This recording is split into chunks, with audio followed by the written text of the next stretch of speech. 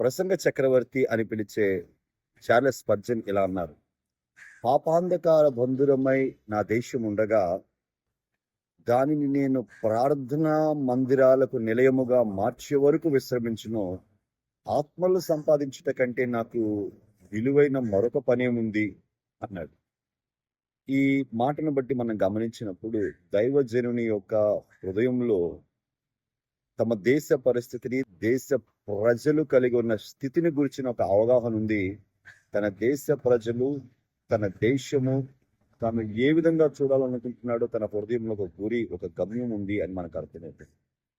ఆయన దేని కొరకు నడవాలి, దేని కొరకు పని చేయాలి, ఏది శ్రేష్టమైన పని అనేటువంటి ఒక తీర్మానం కూడా మనకు కనిపిస్తుంది. దేవుడిని గురించిన ఈ రోజు దైవజనుడు పలికిన మాటను బట్టి మనం ఒకసారి ఏ విధంగా ఉండడానికి ఇష్టపడుతున్నామో ఆలోచించుకుందాం. Have a nice day.